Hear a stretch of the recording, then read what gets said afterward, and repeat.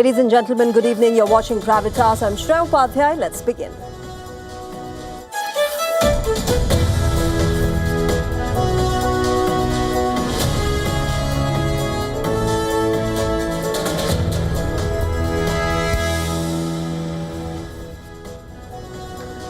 It's over. These were the exact words of the US President Donald Trump today when he spoke about the ceasefire with Iran. The fresh escalation between Iran and America has once again led to global instability and fears of the war further deepening with no end in sight. The US President has now said that they will hit Iran tonight. All eyes are on what happens next. On GRAVITAS, we decode the latest situation for you. Now, even as the probe into the Ram temple donation scam has intensified, a similar pattern is emerging across other prominent temples in India. We're getting you all the details up ahead. And a new controversy has gripped the FIFA World Cup. Egypt's Mustafa Ziko has accused the World Cup of being fixed after they lost to Argentina. In fact, the manager, Hossam Hassan, has left furious today because of what he called our unfair decisions. The hint was clearly at Lionel Messi and Argentina, with the Egyptian side saying they will never watch the World Cup again because there's no justice in this competition. We're getting you more on this up ahead.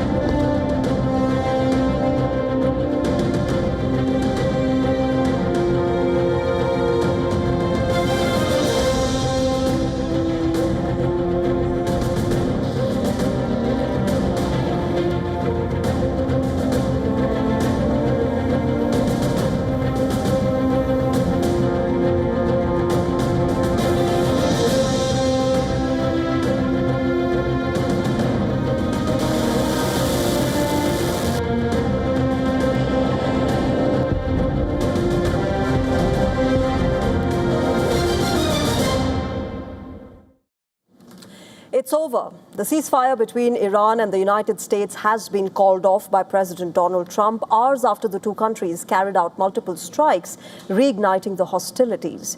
The American president called Iranian leaders scums, sick people, and vicious. Take a listen. I think it's over. I don't want to deal with them anymore. They're scum. You know what scum is? They're scum. They're sick people. They're led by sick people. There's something wrong with them. They're cuckoo. As far as I'm concerned, it's over. Now, Trump also said that his negotiators, Witkoff and Kushner, can continue the negotiations, but he doesn't like the Iranian leadership. But they're bad people. They're bad people. And frankly, I don't want to waste my time with them. Now, I'll let our wonderful negotiators keep talking if they want, but I don't see it. I don't like these people. Now, Trump hardened his stance on denuclearization of Iran and warned that he may attack Iran again tonight. They launched a couple of drones and one rocket, one missile, and at ships, because they were in the strait, which they have every right to be. And so we hit them very hard last night. Very, very hard. Probably hit them hard again tonight. I'll give them a little warning. We're going to hit them hard tonight. But we'll see how it all works out. No, I'm not happy with them, you know. The interim ceasefire agreement signed between Washington and Tehran on the 17th of June, remember, was intended to provide a 60-day window for the negotiations on a permanent agreement. But indirect talks in Qatar ended with no sign of a headway, and the U.S. military unleashed a new wave of strikes on Tuesday this week. The U.S. Secretary of War, Pete Hegseth, has cancelled his Israel visit amid this latest escalation. Now, remember, the Gulf is once again at the center of a dangerous geopolitical crisis, and the clouds of a heightened war have gripped the world. While the United States said that it has carried out strikes on more than 80 military targets inside Iran, Iran responded by launching missiles and drones towards Bahrain and Kuwait, two Gulf nations that host major American military bases. And all of this, remember, happens as thousands marched in Iraq to pay their last respects to the late Supreme Leader Ayatollah Ali Khamenei. Kuwait's Ministry of Electricity said that several power lines were damaged by the shrapnel during the Iranian attacks. Remember, these fresh strikes come amid the U.S. Treasury Department also withdrawing a waiver that had allowed Iran to sell its oil. In fact, oil prices rose dramatically after Trump spoke, with global benchmark Brent crude futures for September delivery jumping 5.7% to trade at about $78.41 per barrel.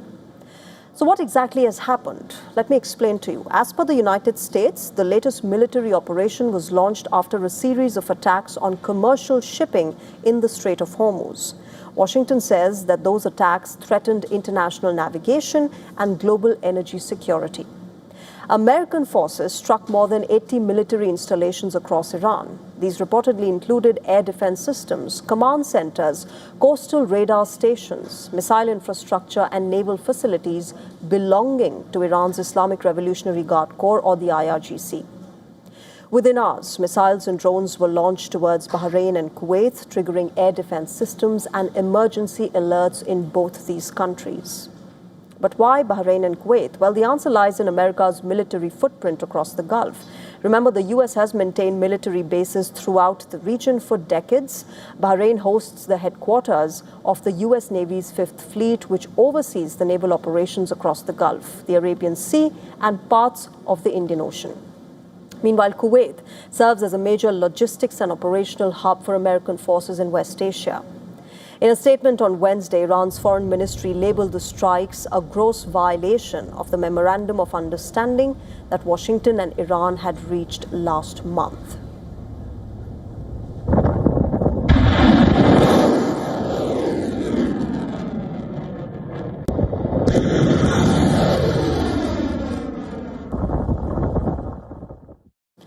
Washington accuses Iran of threatening the freedom of navigation. Iran, meanwhile, has rejected those allegations, and it argues that the U.S. military's presence itself is the source of instability in Hormuz. The shipping attack involved the Oman side transit corridor of the Strait of Hormuz and not the Iranian side. So essentially, the attacks occurred in the Strait of Hormuz's shipping corridor near the coast of Oman, which is in the eastern southern approach to the Strait of Hormuz, rather than in the Iranian side of the waterway. The vessels were transiting a route that had been used to restore commercial traffic through the strait when they were struck. The shipping lane was a safer passage supported by international coordination rather than the traditional route that is closer to the Iranian coast. The reported American strikes that followed were a response to these attacks on commercial shipping. Iranian media said explosions were reported around the Sirik and nearby coastal facilities in southern Iran on the northern side of the Strait of Hormuz. The latest strikes have pushed the war into a far more dangerous phase, with Donald Trump having made up his mind that it is over. Both sides once again remain adamant on their respective stances. Let's also talk about the NATO summit that is underway in Turkey. NATO leaders went into the summit in Ankara fearing one thing above all, that American President Donald Trump would turn the alliance into a public confrontation. And that is exactly how things have unfolded. Even as NATO tried to prove that it was answering Trump's demands on defense spending, it dealt Washington a major blow by choosing Swedish-made surveillance aircraft over a competing American jet. And within hours, Donald Trump launched fresh attacks on its NATO allies, accusing them of failing the United States. Trump said that he was very upset with NATO accusing key allies of treating the United States unfairly. Donald Trump questioned why countries including Britain, Germany, and France did not back the U.S. strongly enough during the Iran war. In fact, he said that the crisis had exposed the alliance's commitment to America. Earlier, NATO had tried to reassure Washington by announcing at least $50 billion worth of new defense initiatives, saying that European members were increasing military spending and taking greater responsibility for their own security. But Trump appears to have overshadowed all of those efforts by attacking Spain, demanding that the U.S. end trade ties with Madrid. He accused Spain of failing to contribute enough to NATO and criticized its refusal to support the US during the Iran war. Now, that, of course, is Donald Trump saying that, Spain and US should not be doing trade. But remember, Trump's remarks also undercut NATO's carefully choreographed summit message that Europe was finally stepping up on defense spending. The rift with Madrid has been growing for months now. Spain has rejected Trump's demand to sharply increase military spending, and it has refused to let the US use its airspace and bases during the Iran war. Madrid, however, brushed aside Trump's latest attack, saying that it viewed the remarks as business as usual and that strong bilateral ties continued to benefit both the countries. Trump also reignited another long-running dispute by renewing his demand that the United States take control of Greenland, the autonomous Danish territory, reviving an issue that has repeatedly strained ties within the alliance. Big problem for us. And the other big problem is the fact that when we wanted them, we didn't want them badly, but we did say, if you want to join us, and they all said no. Denmark immediately rejected Donald Trump's remarks. The country's prime minister said that Greenland was not up for negotiation or sale. We are ready to defend every inch of NATO, including our own territory. But one of the reasons why we have built NATO many years ago is if anything happens to one of us, then everybody should stand up for each other. Now, amid all of this, NATO announced a major procurement decision that is likely to disappoint Washington and more so Donald Trump. The alliance will spend around $4.5 billion on up to 10 globalized surveillance aircraft, replacing its aging AWACS fleet with Swedish-built jets instead of Boeing's competing proposal. NATO Secretary General Mark Rutte said that the new aircraft would strengthen the alliance's ability to detect and respond to emerging threats, including drone swarms, and keep NATO's airborne surveillance capabilities strong for decades. The Swedish deal is also part of a wider trend. Earlier this year, Canada chose Saab over Boeing for its next fleet of airborne early warning aircraft as it sought to reduce its dependence on US defense firms. Now, it means that while Trump has succeeded in pushing NATO allies to spend far more on defense, that extra spending is not necessarily flowing to American manufacturers. That clearly raises the bigger question. Donald Trump may have achieved one of his long-standing goals by getting NATO to spend more on defense. But if those billions are increasingly going to European manufacturers instead of American companies, is Washington winning the spending battle while losing the business? That question is likely to hang over this NATO summit long after it ends.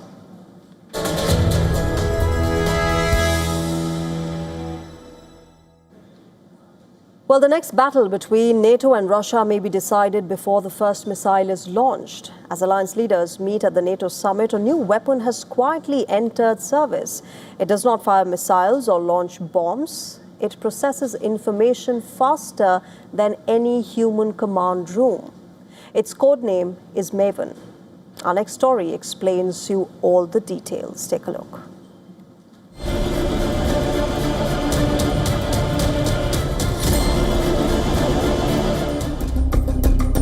A satellite spots an armored column. A drone captures fresh movement. A radar tracks incoming aircraft. And an intelligence report arrives from another country. That is how militaries around the world operate. Inside war rooms, military commanders had to piece these fragments together, often racing against the clock. Now, an artificial intelligence system is doing it in seconds. NATO has declared full operational capability for the Maven Smart system at its military headquarters, marking one of the alliance's biggest steps into AI-enabled warfare. Developed by Palantir, Maven is designed to fuse vast streams of intelligence into a single battlefield, drawing out a picture almost instantly.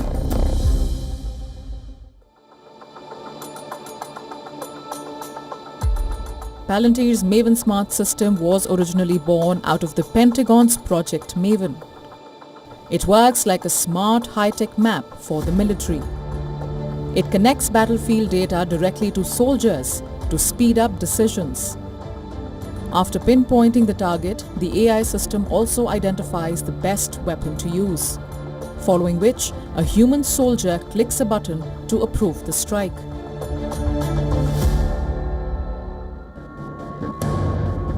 The deployment of Maven comes as NATO's leaders gather for a summit in Turkey dominated by Russia's war in Ukraine, rising defense spending and the future of European security. In fact, the US used Maven Smart system to help strike more than 1,000 targets during the first 24 hours of the war in Iran, marking a 10-fold increase over what was possible earlier. However, the technology raises difficult questions. AI-assisted targeting has drawn scrutiny after reports linked automated intelligence systems to controversial military operations, including the discussions surrounding incidents such as the strike on a school in Iran's Minab, where 156 civilians were killed, including 120 school children. Critics argue that faster algorithms do not eliminate the risk of flawed intelligence or civilian harm. Military planners counter that, saying AI supports human judgment rather than replacing it.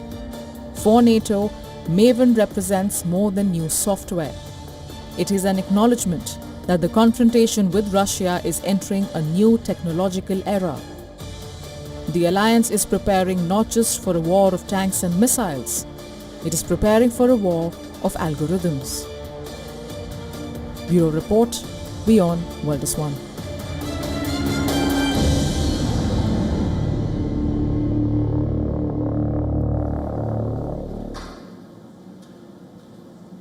Shifting our focus to India now, even as the probe into the Ram Temple donation scam has intensified with the recovery of a fake receipt book, a similar pattern has been emerging across other prominent temples in India, leaving more devotees in shock. To begin with, a multi-crore scam was detected at Ayodhya's iconic Ram Temple, with 8 people arrested over siphoning donations given by people following heightened scrutiny in the case. The Temple Trust General Secretary Champat Rai and another trust member, Anil Mishra, resigned. A few days ago, Uttarakhand's Badrinath Temple also came into focus over donation-related irregularities. It has now spread to Madhya Pradesh as well, with allegations of financial irregularities surfacing in connection with the Baglamukhi Temple. The Baglamukhi Temple is revered as a Siddha Peeth, and it is a prominent shrine in Madhya Pradesh. As per Indian folklore, this temple was established by King Yudhishthir on the instruction of Lord Krishna to win the Mahabharat war. Thronged by thousands of devotees every year, it is administered by a state government-appointed official management committee headed by the local subdivisional magistrate. In this case, complaints surfaced about a non-official committee collecting cash, gold and silver offerings from devotees and depositing the proceeds in their private bank accounts.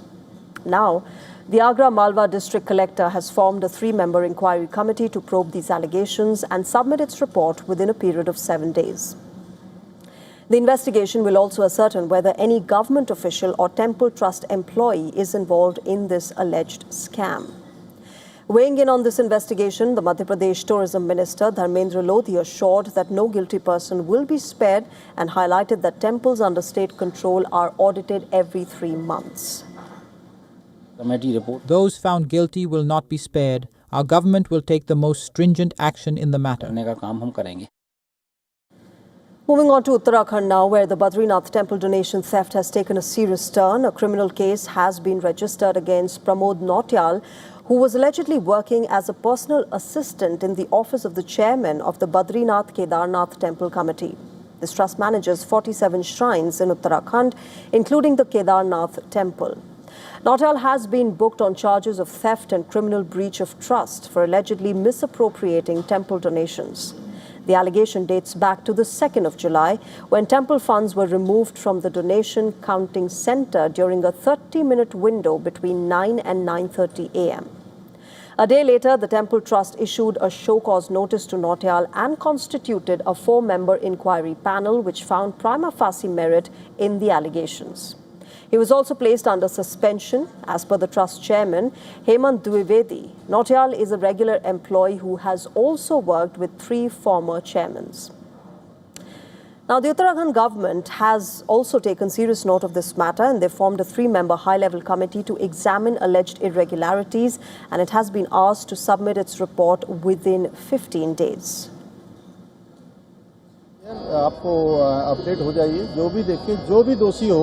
The investigation is complete and we will provide an update soon. The guilty will not be spared. We will take strict action against them.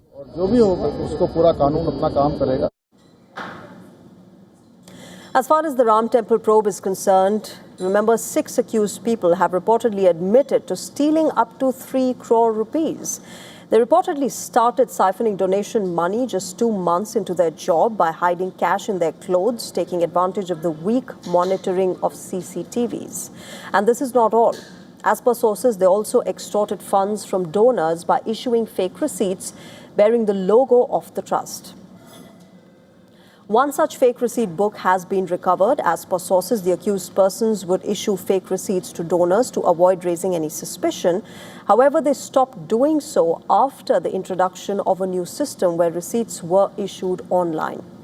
The police have now been granted 1-day custody of the 3 accused persons, Anukalp Mishra, Lavkush Mishra and Karunesh Pandey, to take the investigation forward.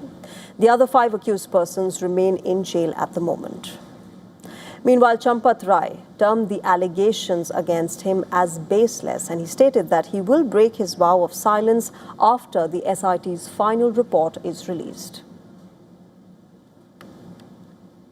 With that, let's tell you what's coming up on the other side of GRAVITAS. US President Donald Trump's affinity for political strongmen is now evident in his favorite Muslim autocrats, President Erdogan and Asim Munir from Pakistan. We get you more on this up ahead.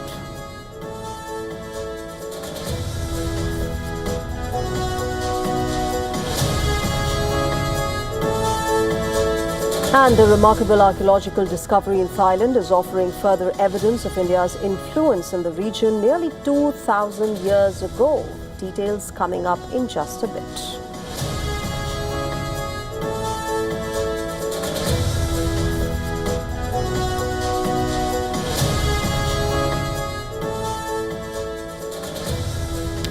It's been over 24 hours since Reform UK leader Nigel Farage resigned from his constituency. The decision triggers a by-election, which the far-right leader will once again contest. But the decision has left many in the area that he represents confused. But remember, Nigel Farage announced his resignation and recontest as a court people versus establishment fight. The decision comes on the heels of a report that accuses the Reform UK leader of failing to declare support by his longtime associate and convicted criminal George Cottrell before becoming an MP. But many Britons from the constituency say that they do not understand the move to resign and recontest, while some also call it a game for Farage. Now, the way Nigel Farage has resigned, which I just can't understand at all, and he's putting another by-election to get him back in again. So this is what I can't understand, and there's no one opposing him, sort of thing, you know. I can't stand the geezer. I can't understand how he's ever got into politics myself anyway, but I know why he's got into politics, for money, because he's a millionaire, isn't he? But he does nothing for this town at all. You cannot even go and see him. It's all a game. It's a game. He knows he's got a solid seat here. People in Clacton, I see them people every day, and people like him. I don't know why. You know, if somebody lies and is dishonest, I think, you know, it's clear and apparent he's done that. Why people vote for him, I don't know. The report claims that Farage received help from his close associate George Cottrell, who was previously convicted of wire fraud in 2017 in the US. As per the report, Cottrell provided Nigel Farage with security, drivers and social media support in the year before he was elected to the parliament. UK's newspaper reported that Farage potentially breached parliamentary rules by failing to declare them. For Nigel Farage, remember, the by-election may be a litmus test for his and his party's popularity 2 years later. But will it backfire, or will the Reform UK leader return with a bigger mandate? That is the big question. All right, moving on, the skies over Ukraine have turned into a deadly theatre of war. As NATO leaders meet in Ankara, Moscow has been striking with lethal precision across Ukraine, causing much death and destruction in the region. Ukrainian drone forces struck over 20 Russian Shadow Fleet vessels in the Azov Sea and the Kerch Strait.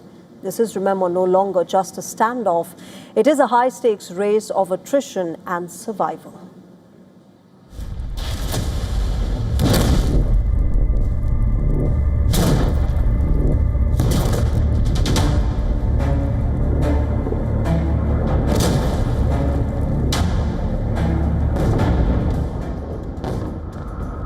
Night turns to fire across Ukraine as Russia ramps up its aerial bombardment to a terrifying new level. Ballistic missiles rock the capital, turning residential blocks into infernos. Civilians are caught in the crosshairs of an increasingly unpredictable campaign designed to shatter the nation's resolve. The air defense shield is stretched to its absolute breaking point. Yet, the onslaught refuses to slow down. From Kharkiv to Kyiv, the scenes are similar, but Kyiv is refusing to back down.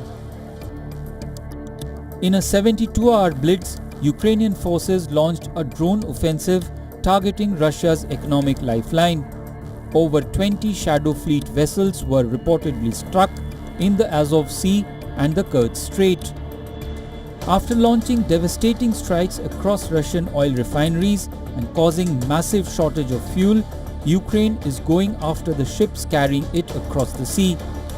This comes at a time when Ukraine's president is in Ankara to shore up support from NATO nations. President Donald Trump says US will give Ukraine license to make Patriot missiles to counter Russia. The fact that we'll give them the right to make Patriots. We'll show them how to do it. It's very complex, actually, but it's you'll figure out the complexity quickly. And we're talking about that, and the company that makes them, which is building now 4 plants, all of our companies, will be able to do this in 2 to 3 months. If you order a Patriot, now you have to wait a long time for them. Same thing with Tomahawks. Russia has sharply increased the scale and frequency of long-range strikes in recent weeks, attempting to stretch Ukraine's air defenses and wear down public morale. Kyiv is answering with a strategy that reaches far beyond the front line, and somewhere between burning apartment blocks and damaged oil tankers lies the next phase of this conflict. Bureau Report, WION World is One.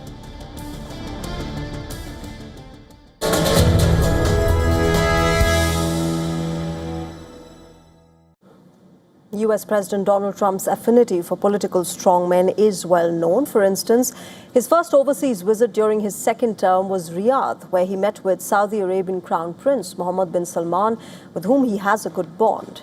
In the last few months, though, 2 more persons have emerged as his favorite Muslim leaders. One of them is seen to be Turkey's President Recep Tayyip Erdogan.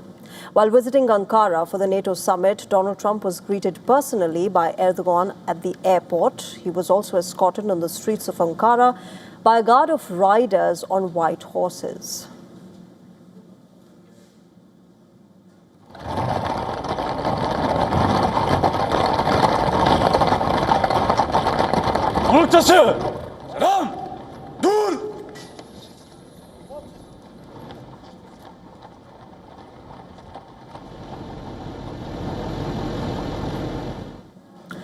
Trump heaped praise on Erdogan and also announced that the US will lift sanctions on Turkey, which he described as a fantastic NATO ally.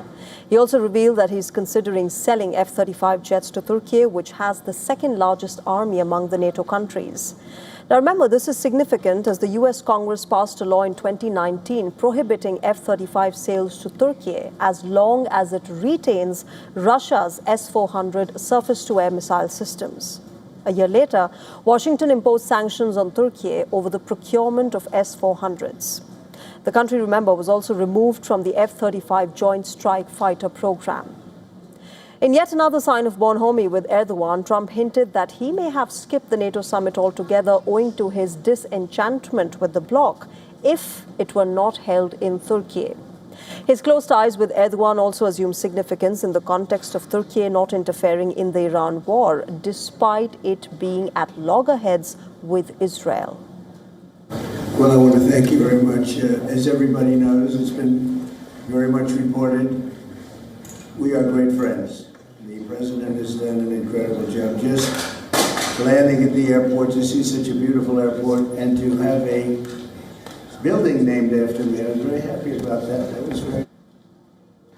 Now, another personality who has been at the receiving end of Trump's generosity and praise is Pakistan's army chief, Asim Munir. Since last year, the American president has publicly lauded Munir multiple times, and he's also described him as his favorite field marshal. In fact, Trump also credited Asim Munir's role in the mediation process with Iran. Pakistan was fantastic. The Prime Minister and I call him the general. He's a general. He's a great general. He's so great that he's actually a field marshal, a step above. Now, the United States has backed Pakistan's military dictators for decades, whether in the name of curbing communism in the region or fighting terrorism. For instance, US aid to Pakistan increased during Zia-ul-Haq's rule after the Soviet invasion of Afghanistan back in 1979. America has also supported General Musharraf, who staged a coup to oust Nawaz Sharif as the prime minister in 1999 as he extended support to its war on terror post the 9/11 attack. Now, what makes Asim Munir's situations unique is that he hasn't formally assumed the reins of power in Pakistan. Remember, while his predecessors had access to the Pentagon, he's the first army chief in a civilian government to have been hosted by the White House for a meeting in the Prime Minister's absence. However, the United States had a rather interesting explanation for the Munir-Trump meeting that took place in June last year. White House spokesperson Anna Kerry said that Trump hosted Munir as he called for the US president to be nominated for the Nobel Peace Prize.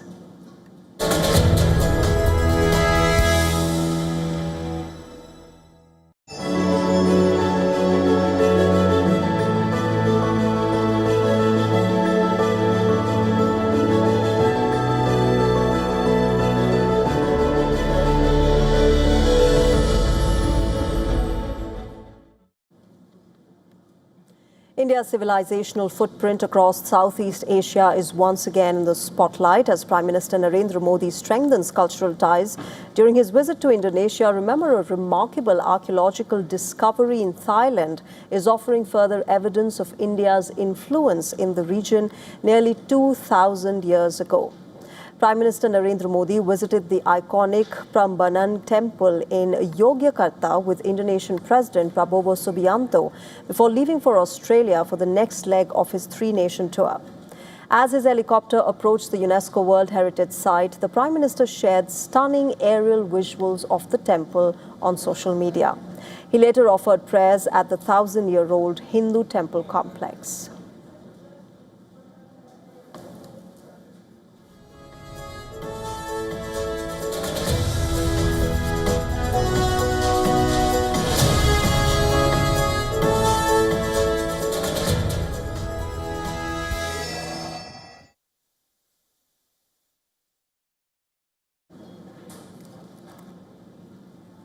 Remember, India and Indonesia have also announced a partnership to conserve and restore the historic Prambanan temple. The Archaeological Survey of India will support the preservation of key structures at the site. The initiative, remember, reflects India's growing role in protecting shared cultural heritage across Southeast Asia. From the Sanskrit inscriptions carved into the walls of Angkor Wat in Cambodia to India's ongoing assistance in restoring Indonesia's Borobudur monument. These links continue to highlight centuries of civilizational exchange.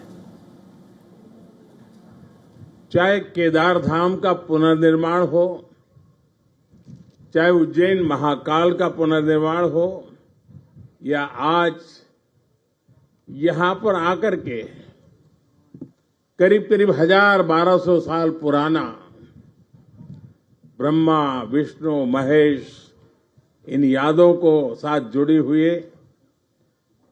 एक हमारी सांस्कृतिक विरासत का पुनरुद्धार और उसका renovation का काम, उसका प्रारंभ करने का सौभाग्य भी मुझे मिला। मैं अपने आप में बहुत बड़ा भाग्यशाली मानता हूं।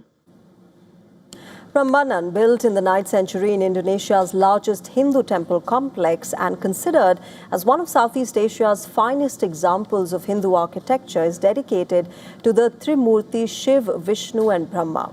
It stands as a lasting symbol of the region's deep cultural connections with India.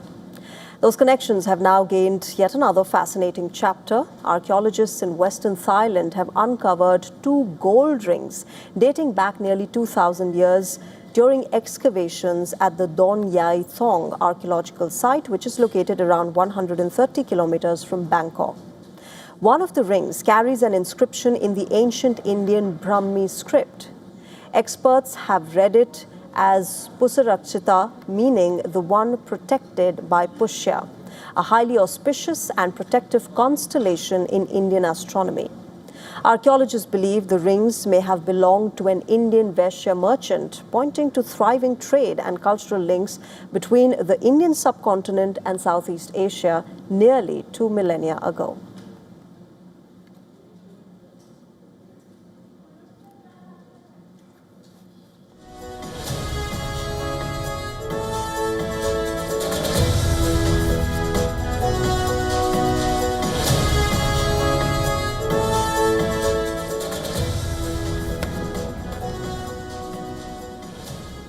Shifting focus now, gold is no longer just an heirloom in India. It's fast turning into working capital. On the other hand, Beijing is stockpiling gold like never before.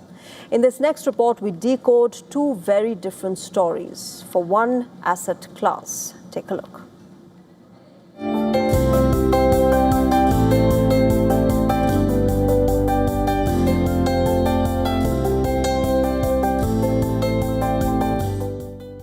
Geography tells the real story. Tamil Nadu leads with 5.96 lakh crore rupees in outstanding gold loans, followed by Andhra Pradesh at 3.08 lakh crore rupees, then Karnataka, Telangana and Kerala. The 5 southern states are cornering nearly 3/4 of the entire market. But the map is shifting. Uttar Pradesh, Madhya Pradesh and Rajasthan are now emerging as high-growth frontiers. This is a sign. Gold-backed credit is going pan-India. Why now? Elevated gold prices mean smaller amounts of jewelry unlock bigger loans. In addition, RBI's crackdown on unsecured lending has pushed borrowers towards safer, collateral-backed products. And crucially, this isn't panic borrowing, but productive borrowing for funding small businesses, education and agriculture inputs. The old gold loan for a crisis script is being rewritten into gold loan for growth. Indian households collectively hold nearly 25,000 to 34,000 tons of gold, valued at a staggering $5 trillion, or over 88% of India's GDP. In contrast, the organized gold loan sector utilizes only about 5 to 6% of this vast private holding as collateral.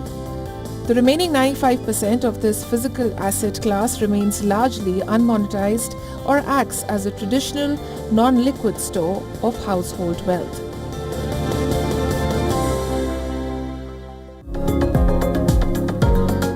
Now over to China. It is a mirror image at the sovereign scale. The People's Bank of China, or the PBOC, just booked its 20th straight month of gold buying. adding 480,000 troy ounces or 14.93 tons in June. That's China's largest single-month purchase since 2023. It is also the longest streak since 2015, taking reserves to roughly 2,346 tons. Beijing bought aggressively even as gold prices fell nearly 12% in June. The latest decline marks the yellow metal's sharpest monthly drop since 2008. The trend shows a classic dip buying by a reserve manager thinking in decades, not quarters. Bottom line, Indian households are unlocking debt capital for livelihoods, while China is hoarding it to de-dollarize reserves. Same metal, two entirely different bets on the future. Business Bureau, WION World is One.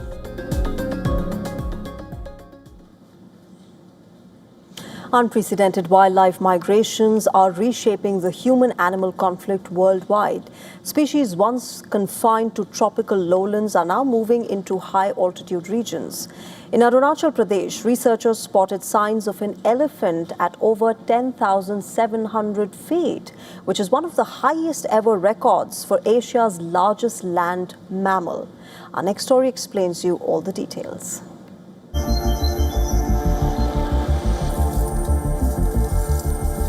Environmental shifts and habitat fragmentation are pushing wildlife far beyond their traditional geographic boundaries.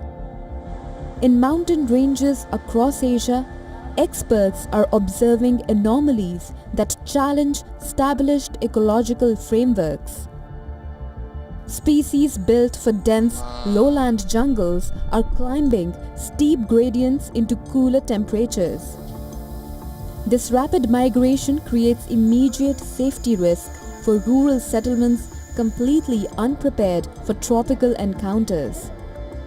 In the northeastern Himalayas, wildlife researchers utilizing specialized camera traps captured images of an Asian elephant at an altitude of over 10,000 feet inside the Eagle Nest Wildlife Sanctuary. This observation marks the highest recorded elevation for the species in India. This matches trends seen in Kenya, where African elephants have ascended up to 13,000 feet. Elephants are creatures of forests, grasslands and river valleys.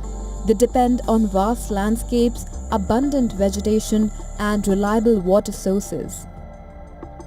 Yet, researchers now believe changing weather patterns, shifting food availability and increasing pressure on traditional habitats may be encouraging some herds to explore higher elevations. The elephant is not the only species climbing higher. King cobras have also been reported at unusually high elevations. As many as 10 poisonous snakes were found close to Mount Everest. Scientists warn that rising global temperatures are forcing these tropical reptiles to nest and breed at higher altitudes. The planet's living systems are in motion. More exploration and analysis is necessary to better understand and equip ourselves to navigate the changing world. Bureau Report, WION World is One. After a brief lull, the southwest monsoon is back, sweeping across central, western and northern India. The rains have brought relief from the summer heat, but they've also left behind floods, landslides and a rising death toll across several states. Maharashtra is among the worst affected. The number of people that have died in rain-related incidents has now climbed to 22. Even though the rain has eased in some areas, the danger hasn't really passed. Fresh incidents are still being reported, keeping rescue teams busy.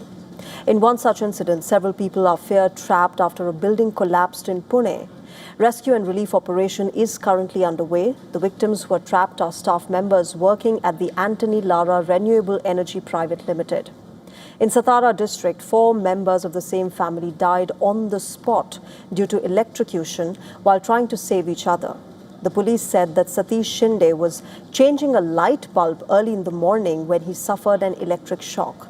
His wife and their 2 children rushed in to save him. They were electrocuted as well, and all 4 died at the spot. The story is the same in Gujarat. Heavy rains have triggered a series of fatal accidents, leaving at least 16 people dead in the last 3 days. The victims died due to electrocution, drowning, and the collapse of houses and walls. As floodwaters continue to disrupt daily life, rescue teams have been deployed across the worst affected districts. With more rain in the forecast, authorities remain on a high alert. In the south, Kerala has been hit hard as well. In Wayanad, hours of heavy rain weakened a hillside above a tunnel construction site near the Meenakshi Bridge. The hillside collapsed, sending mud and debris crashing onto the work site. 3 workers were killed while several others were injured. 3 workers have lost their lives while several others have been hurt. The monsoon has returned to the national capital as well. Heavy showers lashed parts of Delhi NCR, prompting the Indian Meteorological Department to issue a yellow alert. The Weather Office has forecast more rain, thunderstorms and gusty winds across the region over the next 5 days. In Gurugram, a stretch of the Delhi-Jaipur highway caved in near Narsinghpur after hours of heavy rains, leading to major traffic disruption. Authorities have cordoned off the impacted section while efforts are underway to restore traffic and assess the damage.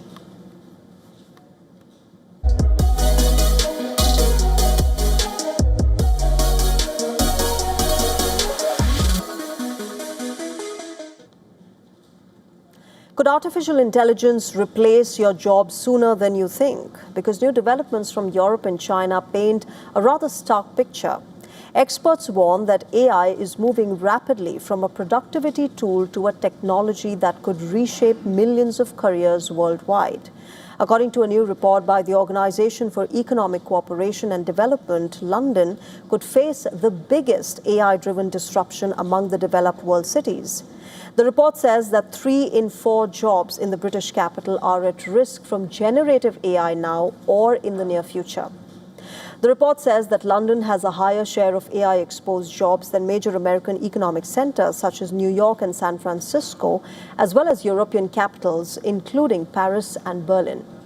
It attributes London's high concentration of finance, professional services, and creative industry jobs as the main cause. It also says that 3/4 of jobs in the city are highly exposed, meaning that AI can perform more than half of their daily tasks. The findings come as companies rapidly expand AI use in software development, customer service, and AI agents. The warning also follows a projection from the British Office for Budget Responsibility that 3.4 million people across the UK could lose their jobs to AI over the next decade.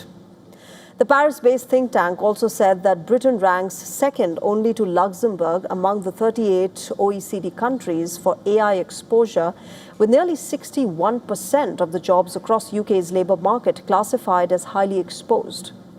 Earlier this year, the Mayor of London, Sadiq Khan, warned that artificial intelligence could usher in a new era of mass unemployment if it is not properly controlled. And the warnings of AI, remember, are not just limited to Europe. Speaking at the 2026 China Internet Conference in Beijing, the chairman of the Internet Society of China said that AI agents are expected to outnumber the world's total population and become a key part of the workforce and intellectual resources. As a strategic technology driving a new round of technological revolution and industrial transformation, AI is integrating into all aspects of the economy, society, and people's lives at an unprecedented pace. Yang predicts that many new types of smart silicon-based robot or AI life forms will appear soon, powered by sensors, processors, and computer memory. These systems, he claims, will have advanced abilities to think, learn, move, and understand the world around them.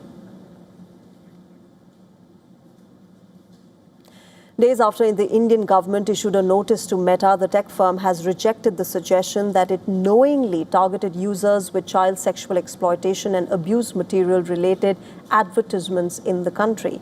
Remember, a major controversy had erupted around Meta after allegations that advertisements on Instagram were used to promote child sexual abuse material in India. While the company has strongly denied any deliberate wrongdoing, the issue has triggered serious concerns over online child safety and platform accountability. As per reports, several Instagram advertisements that allegedly directed users to Telegram channels involved in the sale and distribution of child sexual abuse material. Following these revelations, the Government of India had issued a notice to Meta directing the company to immediately remove such advertisements and explain how they were allowed to appear on the platform. Responding to the allegations, Meta has categorically rejected the claims that it deliberately targeted users with such content. In fact, the company described those allegations as categorically inaccurate and reiterated that it has a zero-tolerance policy toward child sexual exploitation. Meta says that it employs a combination of AI, automated detection systems, and human reviewers to identify and remove child sexual abuse material across its platforms. The company also stated that criminal networks constantly attempt to evade detection, making enforcement an ongoing challenge. According to Meta, once the reported advertisements and associated accounts were identified, they were removed and further action was taken against the linked networks. The company also says that it continues to invest heavily in technology and partnerships aimed at preventing online child exploitation.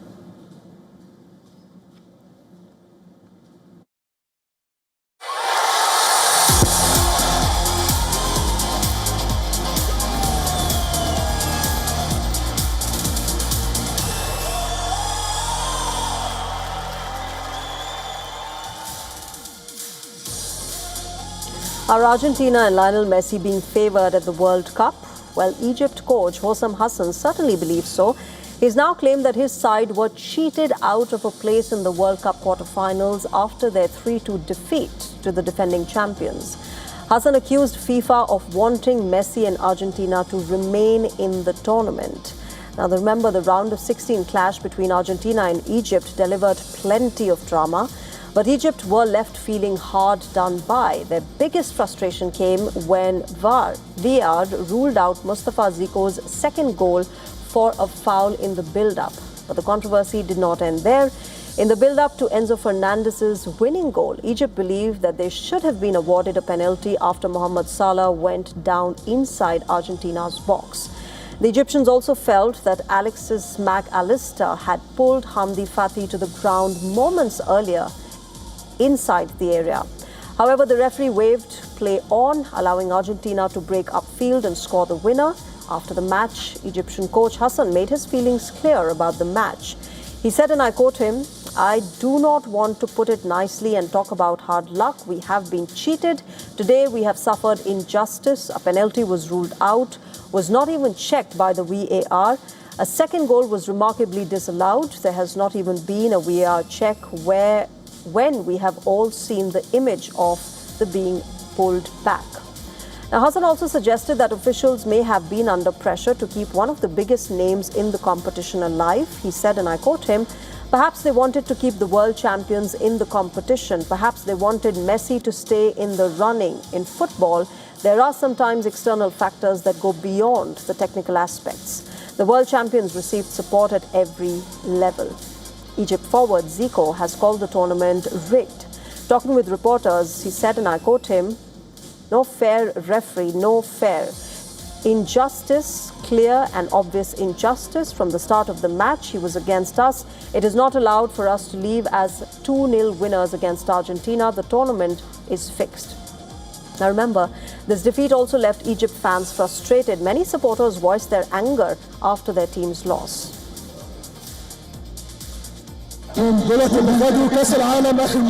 The players gave everything they had, and honestly no one should have expected more. We are talking about Messi. He has been playing at the highest level for years, and I'm sorry, but the referee was against us in so many situations. There were obvious fouls that were not given. Thank God this team made us proud. Long live Egypt.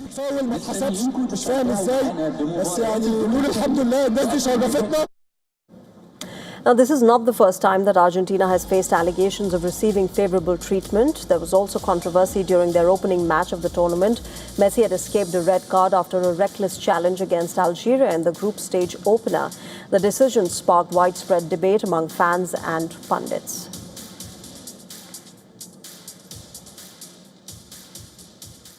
Well, with that, it's a wrap on this edition of Gravitas. Thanks very much, as always, for joining us. Bye-bye.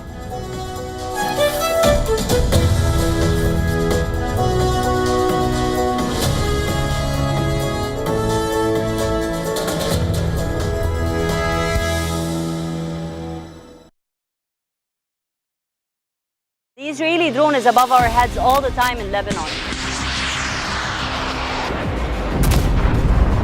More than 200,000 civilian homes have been destroyed. This looks like it used to be a toy for a little girl. Can't but wonder while I'm walking between all of this rubble, how many lives were destroyed, how many kids were traumatized, how many women